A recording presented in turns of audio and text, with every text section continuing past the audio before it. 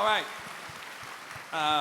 We have our first panel discussion of the year on an extremely topical subject, deepfakes, disinformation and disruption, how AI is rocking politics and democracy in a global election year.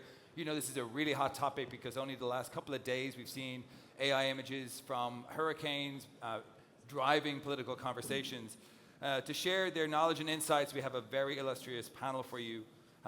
And I'm really excited to hear their insights on where do we go from here when, to the human eye, not just can we not tell what a deepfake is, but sometimes acknowledging it, recognizing that it is a deepfake isn't enough in political discourse. And that's what we saw over the weekend. We saw some politicians saying, I know this image of a child holding her puppy in a boat isn't real, but I don't care because it represents what's going on in the area.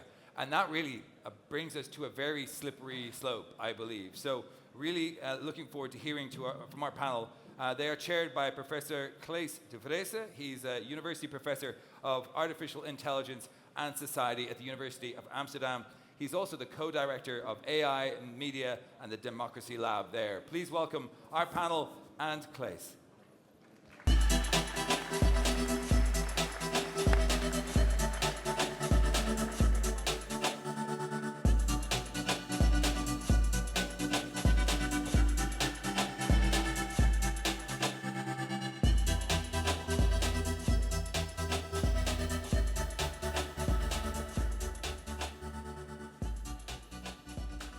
Wow. Welcome, everybody. It is such an honor and such a pleasure to be here. My name is Claes de Vreese. I'm a professor at the University of Amsterdam. Welcome also to what we might refer to as the periphery of Amsterdam, but welcome to a great, great AI summit. It's really wonderful that we can convene also to talk about a topic about elections and democracy and AI, because let's face it, when 2024 started, the expectation was that this year, this super election year with elections around the globe in places such as Indonesia, in India, in the European Union, and there's this one minor election still upcoming in November, that the 2024 year was going to be the big year that would challenge and ask some very, very important questions about what will AI, generative AI, do to our electoral processes, to the contents of campaigns, and to citizens' trust in elections. Well, let me maybe start with a bit of good news. We are now in October, we are still alive, and maybe we can take stock in this panel and see how different organizations are approaching this topic, what are some of the tools and instruments that are in play, and what are some of the concerns that we should still have. And to do this, I am really delighted to have a great panel here this morning for all of you. We have three speakers on the podium. We have Sophie Fallaha. She comes all the way from Montreal, where she is the director of the Center of Excellence on AI. In the middle, we have Jeannette Gorzala, and you're the vice president of the European AI Forum. And to my left side and your right side, I have Bernhard Gademann, who is the president of the Institut of the Rosenberg in Switzerland. It is a delight to have you all three here. And what we will do first is to start with you, Sophie. And maybe you could start from the vantage point of what have you and your team been doing in 2024 to be part of this conversation and this enormous challenge that AI is posing to elections? Good morning, everyone. Thanks very much, Claes, for the opportunity actually to share with our esteemed colleagues a few thoughts and learnings on our project that worked on responsible AI and democracy. So I'll start just perhaps by introducing a bit who we are at CEIMIA, what do we do, and then explaining, giving examples of a project that we've developed touching that nexus of AI and democracy. So CEIMIA is the short for the International Center of Expertise in Montreal on AI. Basically, what we do is that we implement high-impact practical project in responsible AI. And basically, we're a hub for international collaboration, multi-stakeholder collaboration, when developing concrete tools and projects supporting the implementation of responsible AI. Part of our activities is to support the work of the Global Partnership on AI. And for those of you who may not know the GPA, GPA was founded in 2020, and up to last June, we had 29 members, 29 governments around the table, and a community of around 250 experts from different sectors: academia, private sector, civil society, international organization, union, labor and trade unions.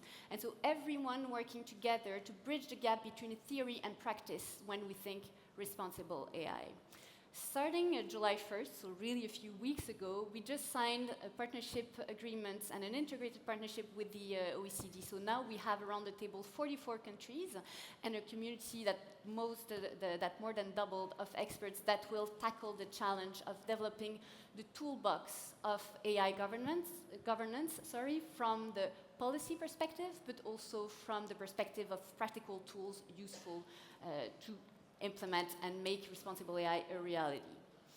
Now, part of the project that we've done on the GPay side of things to support the debate and support democracy are projects that can be related to data governance, as an example. So developing tools and practical solutions for privacy-enhancing technologies, exploring the potential of data trust to protect data but also make them shareable and usable. We explored and made recommendations for detection mechanism in social medias. So that's a few examples on the GPay side of things. On the side of our CEIMIA project portfolio, we've worked directly on that nexus of AI and democracy.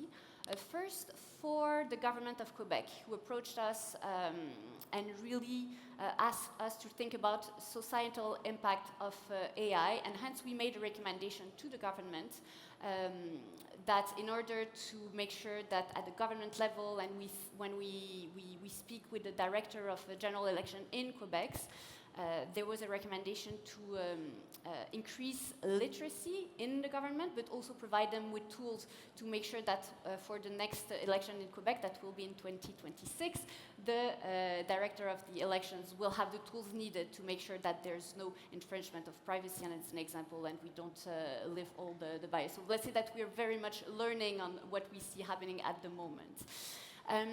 Another project, and really building on that recommendation to the government, we just started a project with Pan-Canadian Research Institute called IVADO, as well as with the director of elections in Quebec. And what we did in that project is exploring and really doing kind of a state-of-the-art and what do we see at the moment as the challenges of AI for democracy. And a few things that pops out when we think about the different challenges are the challenges of micro-targeting, as an example, that can have an impact on the quality of the public debate, because research has demonstrated that opinions are more fixed by micro-targeting rather than opening to new ideas. There's also potentially amplification of bias when algorithms, as an example, are not representatives. Deepfakes also. Big challenge in terms of manipulation of the public opinion. Disinformation, echo chambers can increase the magnitude of hate speeches. Privacy infringement, several challenges on that front, and notion also of the concentration of power. So through the hands of a large company and the challenges of balance of power between these large companies, data brokers, and citizens. Though after mapping these issues, we also wanted to explore what opportunities can AI bring to democracy. And of course, we can think as AI as a super interesting tool for accessibility and increase transparency of the information, and also engage with the population in the democratic debates. We can think about an increased outreach to population that are in regions less accessible to the normal platforms, or to an increased access in terms of the different languages as well than the classic platforms.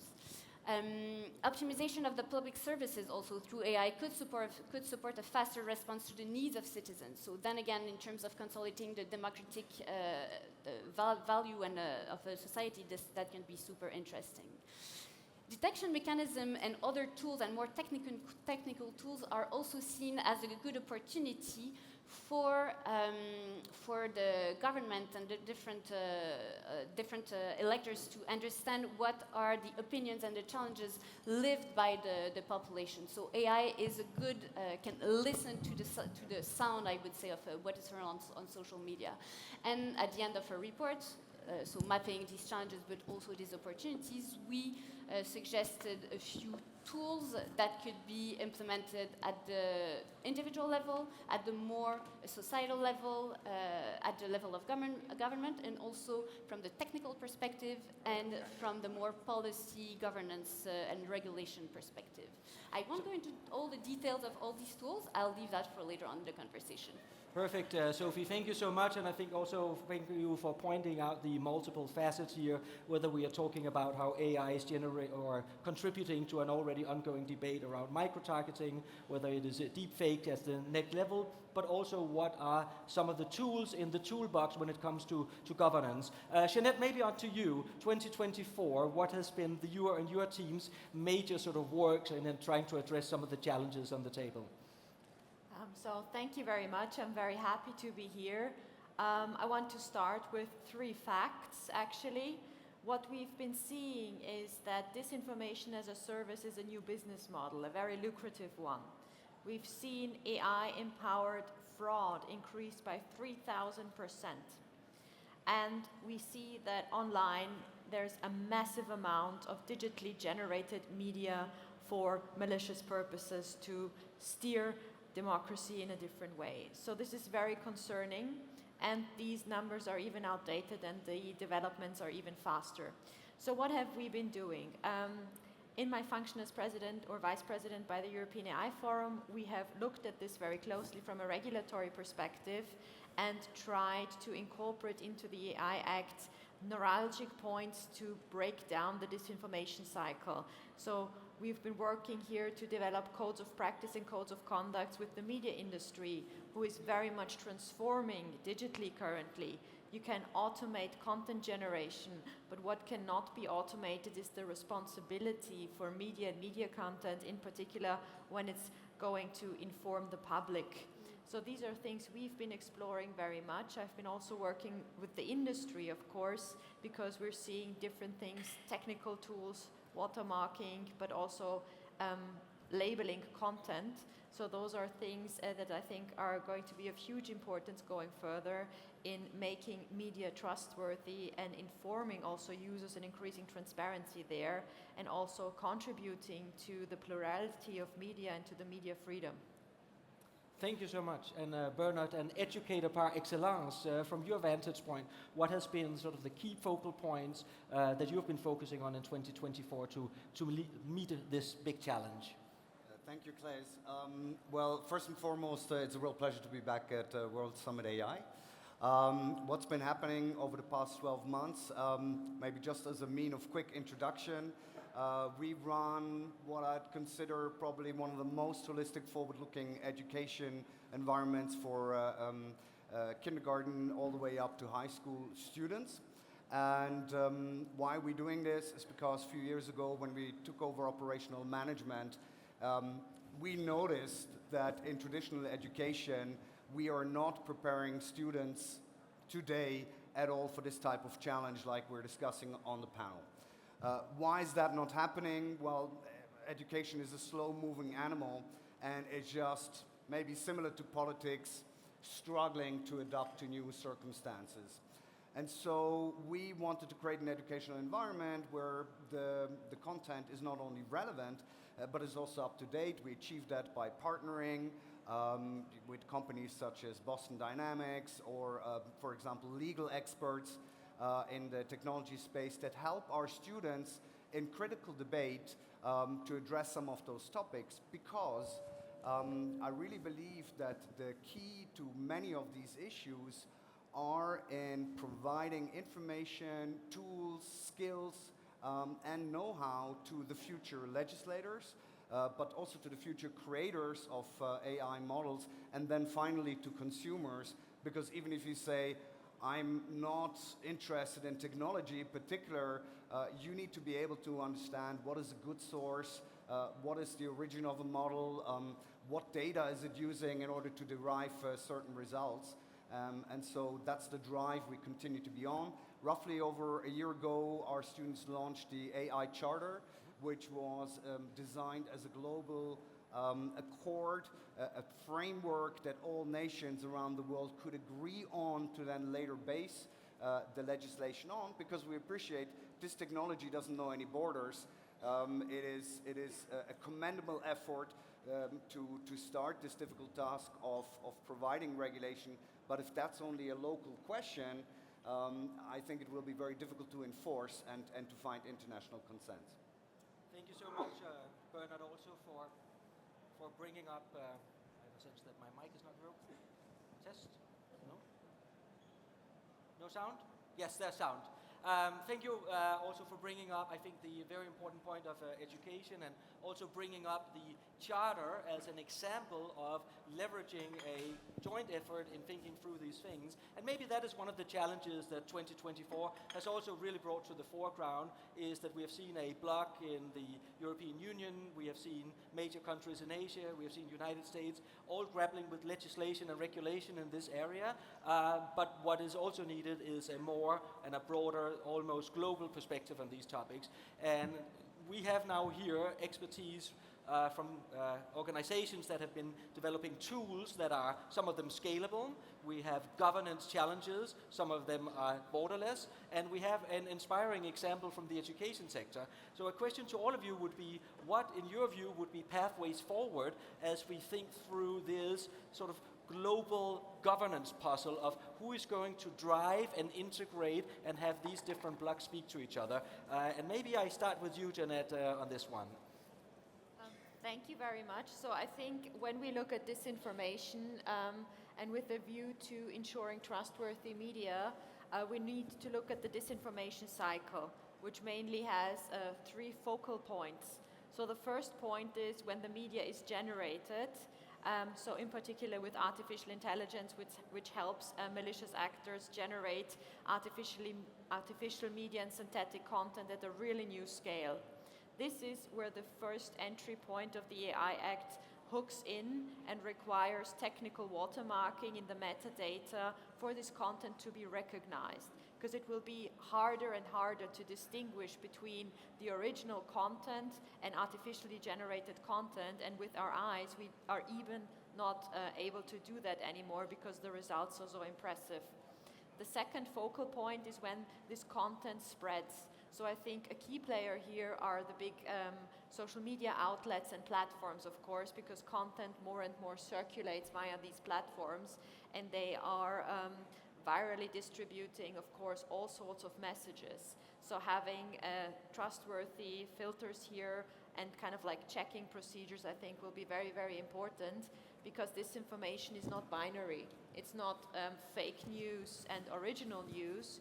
It's information, infotainment, entertainment. It's kind of like advertising, blogs, opinion pieces. So it's not only 2 buckets. It has so many kind of like colors to it, and this makes it very difficult, but the distribution point is the second critical point to manage this. And the last point, I think, is very important, is education, because we humans are visual, kind of like visual beings. When we see something, and it might even be fake news or not true, it still sticks in our mind.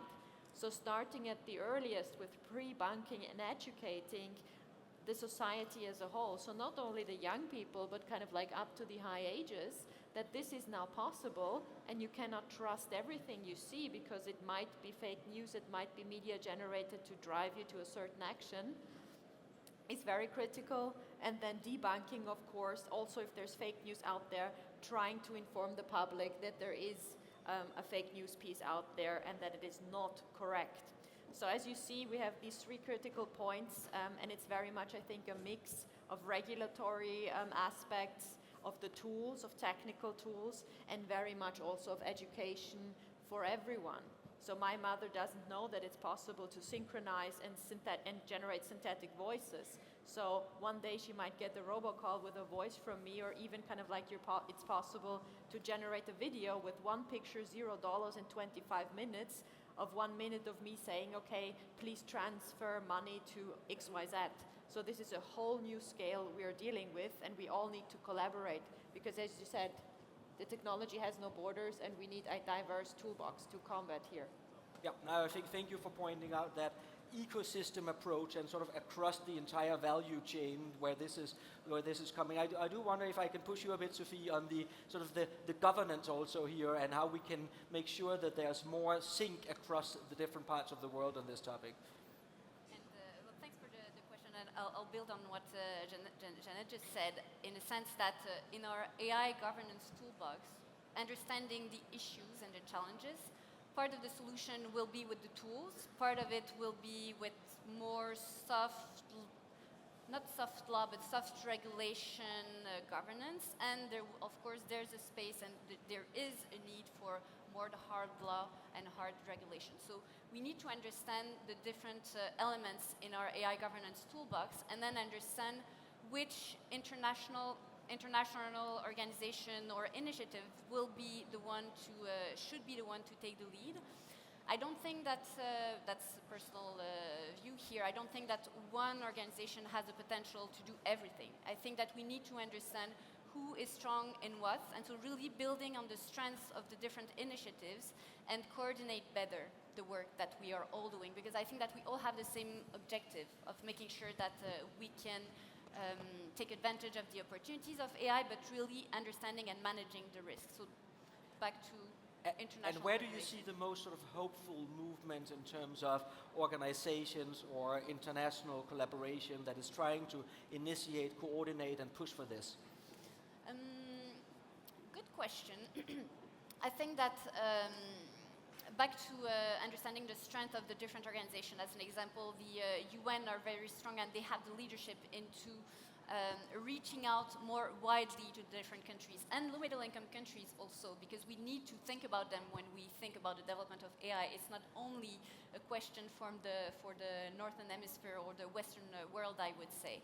So as an example, I would see them very much like taking the lead with the UNESCO on that inclusion aspects. And then there are other organizations that will be like ISO, IEEE, more on the standards parts. They are also working together, but we need to push in that direction as well. Yeah, I think that's about it. And Bernhard, in your work with the educational sector and the development of this charter specifically, what were things that stood out to you and to your team in terms of the things that were put into this charter by the next generation when they were imagining and thinking critically about AI? I think the key takeaway is that a younger generation, who, by the way, is very optimistic about the potential of artificial intelligence technologies, understands the potential risks. And so questions about AI use for law enforcement, for military, they had very, very strong opinions on that. And it concerns me a little bit, you know, this is a great panel discussion. Everybody knows that this is a real issue, but I miss, and I don't know what is your experience because you're dealing with this every day, I miss the urgency of addressing this topic, and I fear that this world almost needs a watershed moment. You know, if you take the example of nuclear power that can be used for good and has provided so much for people, for industries, and at the same time can be used as a very terrible weapon. But because there were moments where nuclear weapons were used and everybody could understand the potentially deadly impact, there was an urgency for countries internationally to come together and at least try to contain the problem. I think we're missing that, and I fear unless there is more, unless we get a move on solving this problem internationally, we will experience as humankind this watershed moment that will then later force us to come up with legislation after the problem has been done. And I think that's something our students understand. They were really passionate about this point. So speaking, you know, as the representative here, I think that's something to pass on. Jeannette, maybe that's an interesting bridge to you also, because you were so heavily involved in the development of the AI Act, and I believe that many also in the room here today is thinking, what will this new type of regulation and legislation mean for my organization, for the company, for the products, for the things that we represent. And in some way in the AI Act there was an idea that the risk assessment is the driving force. So some of the uses of AI that Bernhard and the students were maybe addressing in their charter are ideally addressed as some of the high-risk groups in the AI Act. What is your sort of take on the next state for that level of regulation and the actual implementation coming now, and coming to terms with this sort of risk assessment and how that will play out for different topics? What do you see happening in the next period here? So, as we all probably know, the AI Act has been passed this summer in August 2024 and will now gradually become effective until 2027, 2030, with the high-risk application requirements being in effect starting next summer. So there is ample preparation time, but we know the regulation is done, but that is the point in time where work starts. The AI Act is a broad framework, but there is still much work to be done to really pin down how to implement this. The European Commission has now instated at the AI office working groups to detail what means risk management, how do we deal with copyrights, what about content transparency, because we see there's a creative community outside there creating, and all this content is used potentially in some cases unlawful to feed into these large models. So this is actually a huge problem that is still in process, right? So the work has just started and will finish sometime in summer. So we're no way near done. So still a lot of regulatory work going on. I think it's important to include all the stakeholders here because it will very much influence the outcome, how this regulation is lived. Going to specific areas, I'm optimistic at some point, but also very pessimistic for other areas. The AI Act addresses the use of AI in law enforcement, as you already mentioned, in the education space when it comes to grading exams or identifying cheating, when it comes to HR. The AI Act has a huge blind spot when it comes to democracy and media, because it basically, for the providers of those large models, gives them technical documentation requirements, some requirement to share information along the value chain, to have a copyright policy, and to disclose some training content, right? In a nutshell, that's it. And we're dealing currently with a media sector that is massively disrupted by AI tools. For the good, right? It helps you generate more content, nice pictures, inspiring videos, but these tools are exploited also for malicious purposes, and this angle is fully open, and we have currently not really a way to address this. The labeling obligation to put a sticker on your picture, this has been AI generated or manipulated, actors in the media industry are going to do that. Malicious actors are not going to do that, and we're really facing a problem here. Also the use of AI in political campaigns, in elections, for example, very small addressed in the AI Act that this is high risk to a certain degree when you use it kind of like to steer the public opinion, but not when you use it to organize elections. That's it. And I think we're facing, very critical moments for society now. And I don't think this is on top of the agenda because we've been focused so much on the AI Act. Now it's done. Everyone does not want to hear anything about this regulation anymore because we've been talking about this for the past 5 years. But now actually is the critical moment to implement this, to identify gaps, and to also look to safeguard our democracies. AI can play a crucial role here in a positive sense, but it's also a very worrying factor, and I'm not sure if we're doing actually enough. So as you mentioned, political stakeholders, we need to upskill, we need to really create awareness for what is this technology's capability. We need to educate our societies, and as you said, the education space is a small, how do you say? A very slow animal. Moving. Slow Slow-moving animal. but important. Yes.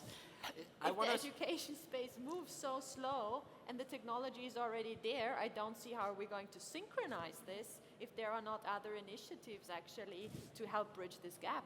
I want to stay with this topic for just a second, but also mention that in a few minutes we will have the opportunity to take a question or two from the audience. So if you have a short and good question to one of the panelists, already start preparing, but maybe staying exactly with this, because the topic of our panel now is also elections and democracy, and it is interesting how vague actually the language is in this area, how the media sector on the one hand, as long as there's a human in the loop and editorial oversight, is almost free to deploy AI instruments as they wish, which can be both good and bad, and indeed that the reference to what is in the Act on when it comes to elections and democracy is, well, as long as it does not impact directly the outcome of elections, there are very few guardrails in place. And I think this is really one of those key moments, and that's why I want to go back to you, Sophie, and to you also, Bernhard, in a second. So what are the things that we need to focus on in the next year, right? Because the AI Act is there, but it's a framework, and it's not a global framework, and yet the technology is there for full deployment. So what do we need to do to make that relatively vague and open reference, and what do we recommend to a room like the one that we have here? These are big questions, but those are the ones I want to pose to you and to Bernhard before opening up to a possible question from the audience. And one of the first recommendation will actually be building on both Bernhard and Jeannette's point about education. Yes, about our young ones, but about the population in general, because my parents are not aware of all the challenges with regards and all the issues of AI when they're going to vote in the next few months in Canada and in Quebec later on. So education, but also education at the government and at the level of the civil servants. One of the key things that we saw at GPay in running our first 3 years of GPay was that even at the governmental level, they had an instinct of what were the challenges, but we need to help them understanding more clearly what are their challenges, what are the risks, and then helping them developing the AI governance toolbox and understand that it's not always a technical tool that will be useful, but all the soft governance as well, and additional layer of education. And I think that will be super interesting at the GPay/OECD integrated partnership to be able to work both at the policy level, soft governance, and also practical tools. Thank you. Bernhard. I think particularly when it comes to media, there is I think an aspect to regulation, but I think it's also an aspect for consumers to make certain choices. Take the US presidential or vice presidential debates. How many people in Europe, you know, we're not voting, but how many people will have an opinion on it? And how many people will have bothered to watch 1 hour and 50 minutes of that debate to form their own opinion? Very few, I guess. And so I would argue that the majority will get their information from short snippets, either in social media or a summary in traditional media, to form an opinion. And I think it's that type of awareness. What is the source of my information? And that's not new to AI. I mean, we've seen it in social media, and even previous to that. In a former life, I started as a graduate trainee for the news company Reuters. And I don't know if that was internal propaganda or not, but they used to tell us as young graduates that in certain parts of the Arab-speaking world, Reuters was synonymous with saying the truth. Yeah? To be truthful was equivalent to saying Reuters. Why am I mentioning this is because that media outlet did not achieve this standing via regulation, but it achieved it via reputation. What happened to them is that in the meantime, consumer behavior changed. People wanted to have their information quicker, faster, and the ones who could deliver that data faster than the others were considered to be better. So I think there is a responsibility as consumers to demand certain things and to look for quality, but I agree that ultimately starts in schools when you say, well, that's an interesting contribution, what are you basing it on? Because this is how you start a debate to make sure we have educated citizens who are interested but also have a good sense of responsibility. Thank you, I think, also for bringing up the individual responsibility here. Now, I know that there's a mic in the room, and I wonder if we have a question lined up for us here. And the mic is right here. I have a question here on the second row, right in front of me, if we can get the mic right there. And please ask a short and direct question as we only have a couple of minutes. Very short. My name is Letitia Bertrand. I'm currently going to school at University of Oxford studying AI for business. Since I started about a year ago, I've been training people on artificial intelligence awareness. Trained so far over 7,000 people. On my own, I wish to train 100 million people. Still some traction. My question is directed at Jeannette. So I train areas that are underdeveloped, economically, socially underdeveloped. And when I train them, well, not in all cases. There was a certain group that I had to talk to recently, and it was all magistrates and judges and PhDs, teaching about using AI in the legal profession and in legal education. But then in other areas where people don't know too much about AI, when I teach them about AI awareness, they have no idea, not even anywhere to start regarding AI. When I talk to them about certain elements like utilizing voices, your voice, which ordinarily is meant for good. I'm a writer as well. I can use just a small replica of my voice to dictate my entire book. How do you keep people from using this negatively? And also using other people's visuals negatively. How can you correct this? How can you keep societies from misusing this, especially the vocal replications? Thank you, Jeannette. That one is for you. It was clear, but not easy. Clear but not easy summarizes very nicely this question. Yes, so how can we keep rights to our voice in particular and prevent misuse? One aspect is the law. So we know voice is biometric data because you have a unique vocal footprint. It's almost like your fingerprint. So processing of this data would require your consent and even special consent because it's a very much protected form of data.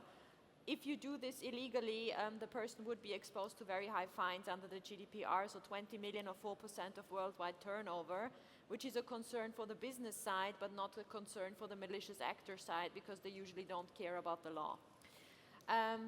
Then how else could we protect our voices? Potentially, there are new tools developing now. I'm seeing this, for example, for the space of, in particular, text, video, and images, where it will not be possible to put them, for example, even into one of those generative AI tools, because they are modified or secured in the metadata, which kind of like leads to the effect that this input is not recognized by the tools and cannot be processed.